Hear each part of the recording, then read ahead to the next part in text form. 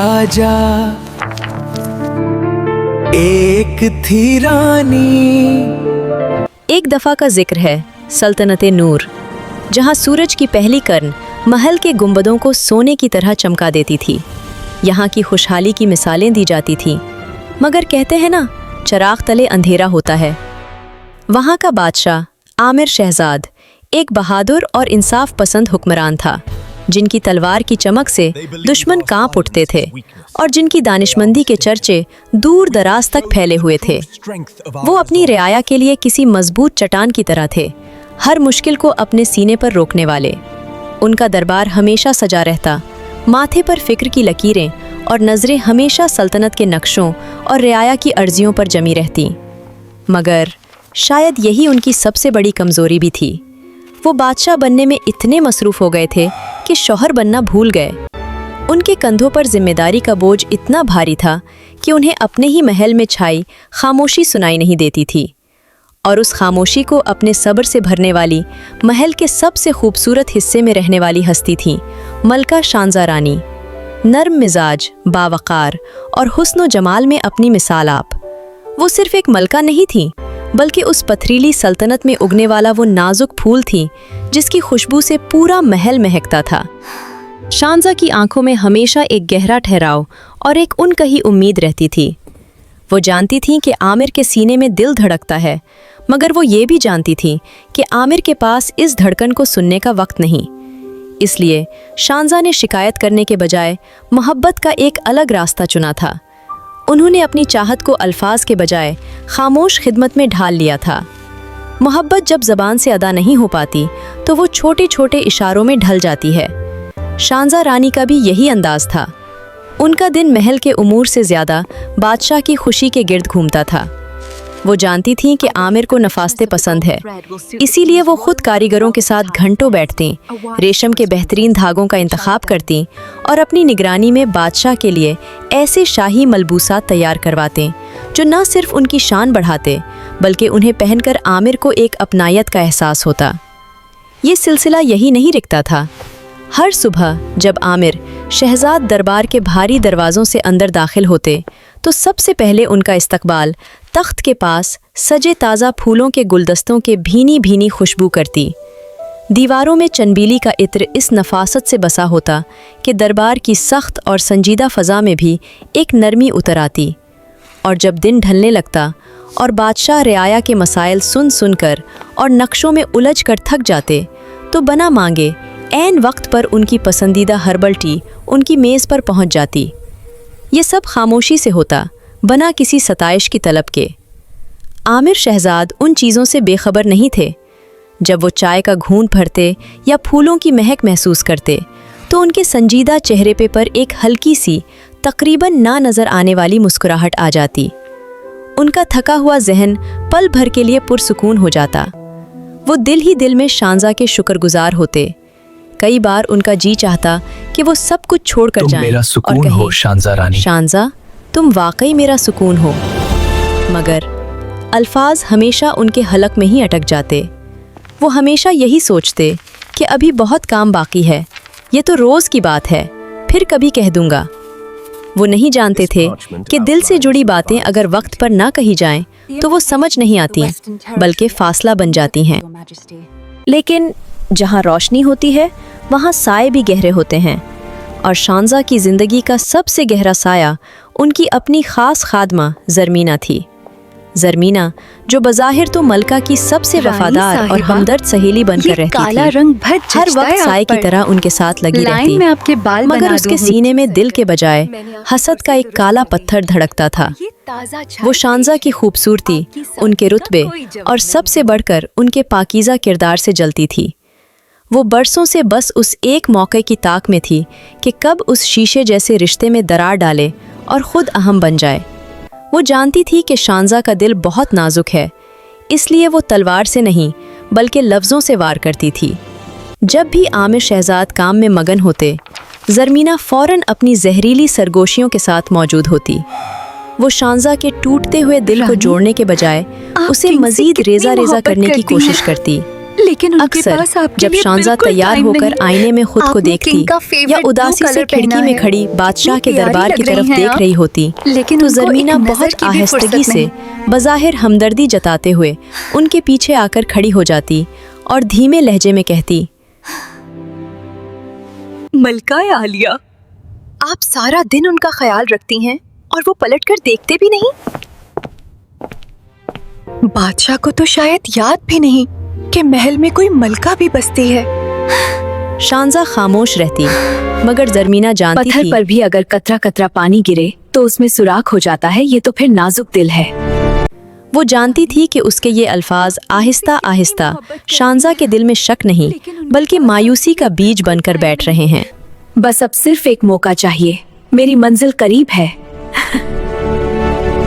फिर गर्दिश अय्याम ने वो दिन ला खड़ा किया जिसका शांजा को पूरा साल बेचैनी से इंतजार रहता था। इस दिन का मुझे उनकी शादी की पूरा साल सालगिरह। इंतजार रहता है। ये सिर्फ एक तारीख नहीं Finally, थी आज वो बल्कि दिन शांजा आ के गया लिए है। एक उम्मीद की किरण थी। इस शाम शांजा ने अपने हाथों में एक खूबसूरत मखमली गिफ्ट बॉक्स थामा हुआ था जिसमें उनके दिल की धड़कनें बंद थीं। आज तो स्पेशल डे है। आज आमिर मेरे लिए थोड़ा टाइम जरूर निकाल लेंगे। अंदर आमिर शहजाद हमेशा की तरह नक्शों, किताबों और कागजात के अंबार में घिरे हुए थे और फजा में तनाव था। आमिर, क्या हम 2 पल बात कर सकते हैं? आज हमारी एनिवर्सरी है। आमिर की तवज्जो उस वक्त एक बहुत पेचीदा मसले पर थी। जहन उलझा हुआ था। शांजा की आवाज ने उनका ध्यान बटाया तो वो झुंझला गए। शंजा, तुम देख रही हो मैं कितना मसरूफ हूँ। सरहदों पर हालात कशीदा हैं और तुम्हें एनिवर्सरी की पड़ी है।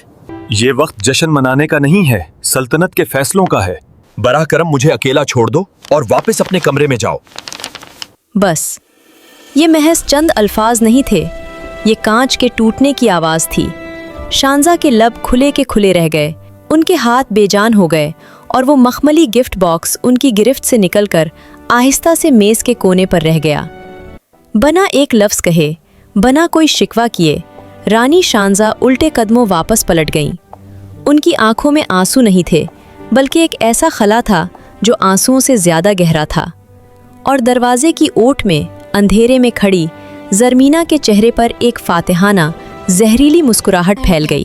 जब शांजा राहदारी में लड़खड़ाते कदमों से चल रही थीं, तो जरमीना फौरन साए की तरह उनके करीब आई। उफ खुदाया, इतना सख्त रोया। मलका आलिया, बादशाह का दिल शायद अब पत्थर का हो चुका है। This medicine will help you rest, my queen. I pray that it does. आपका ये हाल मुझसे देखा नहीं जाता। मैं आपको एक खास दावा देती हूँ जिससे आपकी सारी थकावट, सारा गम दूर हो जाएगा हमेशा के लिए। शांजा का दिल उस वक्त इतना टूट चुका था कि उन्हें यह समझ ही नहीं आया कि ये हमदर्दी नहीं बल्कि एक बहुत बड़ी साजिश है। अगली सुबह सूरज तो अपनी पूरी आबोताब के साथ निकला, मगर महल की फजा में एक अजीब सी वीरानी घुली हुई थी। हमेशा की तरह दरबानों ने दरबार के भारी दरवाजे खोले, मगर आज वो मंजर गायब था जिससे दिन का आगाज होता था। तख्त के पास वो ताज़ा फूल नहीं सजे थे, वो रंग, वो खूबसूरती सब गायब था और फजा में वो चंबीली की महक भी नहीं थी जो बादशाह के मिजाज को मुअत्तर रखती थी। दोपहर ढली और बादशाह का सर काम के बोझ से भारी होने लगा। उनका हाथ बेख्तियार मेज के उस कोने की तरफ बढ़ा जहां रोजाना ऐन उसी वक्त हर्बल टी का प्याला मौजूद होता था।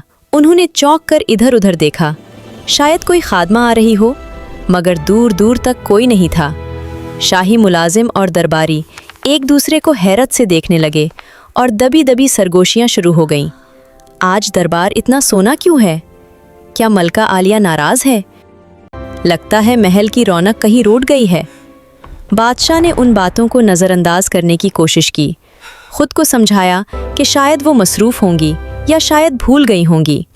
उन्होंने दोबारा कलम उठाया और काम में गर्क होने की कोशिश की, मगर एक दिन गुजरा, फिर दूसरा। ना कोई पैगाम आया, ना कोई नया शाही लिबास, ना वो क्या चाय। हुआ शांजा? अपना एहसास भेजा क्यों नहीं? महल की ये खामोशी अब शोर बनकर उनके कानों में गूंजने लगी थी। तीसरे दिन उनसे रहा न गया। उनके अंदर की बेचैनी अब इज़्तिराब में बदल चुकी थी। अचानक उन्होंने हाथ में पकड़ा हुआ शाही कलम मेज़ पर पटक दिया। सारी फाइलें, सारे नक्शे बेमानी लगने लगे। उनका दिल जोर से धड़का और दीवानावार रानी के खास कमरे की तरफ भागे। वो लंबे राहदारियों से गुजरते हुए हाँपते हुए रानी के खास कमरे के बाहर पहुंचे। जैसे ही उन्होंने बंद दरवाजे पर हाथ रखा, उनकी उंगलियों में एक सर्द लहर दौड़ गई। अंदर का मंजर देखकर बहादुर बादशाह के कदम भी जमीन पर जम गए। कमरे में ऐसा लगता था जैसे सर्दियों का बदतरीन तूफान कैद कर दिया गया हो। खिड़कियां बंद थीं, मगर हर चीज पर कहर की एक बारीक तह जमी हुई थी। और वहां कमरे के वसत में बिस्तर पर रानी बेजान पड़ी थीं। उनका गुलाब जैसा चेहरा अब सफ़ेद पड़ चुका था। उनके सिरहाने ज़रमीना खड़ी थीं, जिसके हाथ में एक प्याला था। बादशाह को अचानक अंदर आते देखकर उसके चेहरे पर हवाइयां उड़ गईं। आगे बढ़े। ज़रमीना, ये क्या है? रानी को क्या हुआ है? ज़रमीना ने घबराकर प्याला छुपाने की कोशिश की। उसकी आवाज़ लड़खड़ाई। हे बादशाह सलामत, वो गम से रोरी कर बेहाल थे। मैं बस सुकून की दवा दे रही थी। ये दवा बादशाह ने नहीं। झपट कर प्याला उसके हाथ से मारा, जो दूर जाकर गिरा। फर्श पर गिरते ही वो माए छिन से जमा और काला पड़ गया। इससे पहले कि वो भागती, शाही मुहाफिजों ने उसे दबोच लिया। शौंजा का हाथ बर्फ जैसा ठंडा हो चुका था। अमीर ने उस हाथ को अपने दोनों हाथों में थाम लिया। इस लम्हे वो एक बादशाह नहीं थे, बस एक पछताता हुआ शौहर थे। उनकी आंखों से आंसू रवां हो गए। शांजा रानी, आंखें खोलो, देखो मैं आ गया हूँ। मुझ पर चिल्लाओ, मुझे सजा दो, मगर यूं चुप मत रहो। तुम्हारे बगैर ये किंगडम, ये थ्रोन, क्राउन सब मत्ती है। अगर तुम नहीं तो मैं कुछ भी नहीं। बादशाह की आंख से एक गर्म आंसू टपका और रानी के ठंडे सफ़ेद हाथ पर गिरा। इस गर्म आंसू ने वो काम कर दिखाया जो दुनिया का कोई हकीम नहीं कर सकता था। कमरे की वो जानलेवा सर्दी टूटने लगी। शौंजा के जिस्म में जिंदगी की हरारत लूटने लगी। शौंजा की पलकों में हल्की सी जुंबश हुई और उन्होंने बहुत आहिस्ता से अपनी आंखें खोली। सामने आमिर को रोते हुए देखकर उनके लबों पर एक कमजोर सी मुस्कुराहट उभरी। उन्होंने सरगोशी में पुकारा, आमिर आप आ गए। आमिर ने झुककर उनका हाथ चूमा, जैसे कोई खोया हुआ खजाना वापस मिल गया हो। मैं हमेशा यहीं था रानी, बस बेवकूफ था जो कभी बता न सका। मुझे माफ कर दो रानी, आज से हर लम्हा तुम्हारा है, मसरूफियत चाहे जितनी हो। और यूं वो काला साया हमेशा के लिए छट गया। ज़रमीना को उसके किए की सज़ा मिली। अगली सुबह जब सूरज निकला तो वो पहले से ज़्यादा रोश था। आमिर ने अपना तख्त दरबार के बंद कमरे से उठवाकर खुले बाग में लगवाया, जहां शौंजा रानी उनके पहलू में बैठ सकें। राजा को अपनी रानी मिल गई और रानी को अपना खोया हुआ मकाम। सल्तनत नूर ने उस दिन एक नया सबक सीखा कि रिश्ते कीमती तोहफों से नहीं, बल्कि वक्त और एहसास से जिंदा रहते हैं। दोनों हंसी खुशी रहने लगे, खत्म हुई कहानी।